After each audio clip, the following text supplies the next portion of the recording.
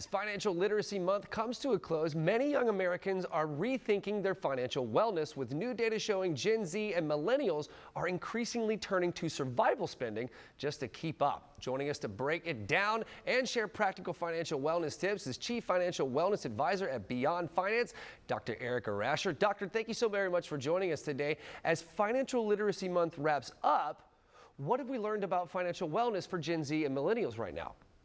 In our Beyond Finance and Operation Hope survey, we found that almost 80% of Gen Z and millennials are turning to survival spending, which tells us that financial wellness now means adaptability, sustainability, stability, and resilience over anything else.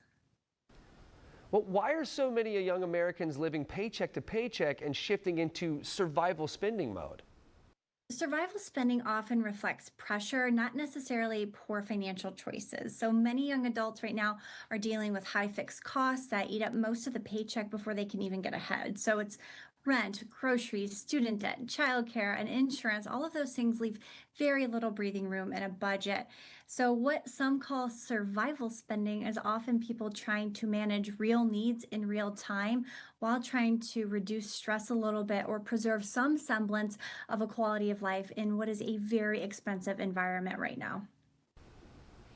Okay, so how can people improve their financial wellness even if they're stuck or overwhelmed financially?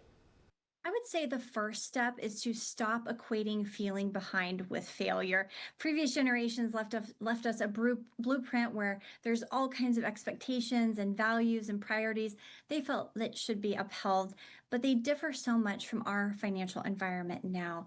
And many people are responding to this real economic pressure that is so different from what prior generations experienced.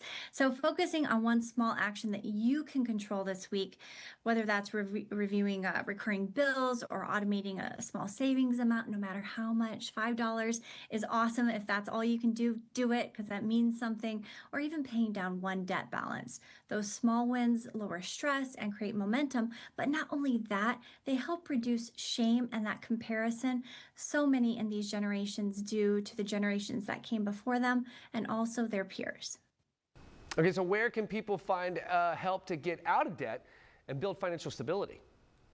One thing I always say is nobody cares about your money as much as you do. And I work with hundreds of clients a week at Beyond Finance, navigate their debt journey. And when you are on a debt journey, there's more than one path. And so looking inside yourself and saying, okay, I can manage this debt myself, and getting a plan together and doing that is a wonderful pathway. But there's also another pathway where you don't have to do it by yourself, and you can go and look for resources and help, whether it's Beyond Finance or Operation Hope, to help you feel more supported and cared for on this process, especially if that debt feels so overwhelming and so stressful, because as we know, debt not only affects our finances, but also our emotional and mental states.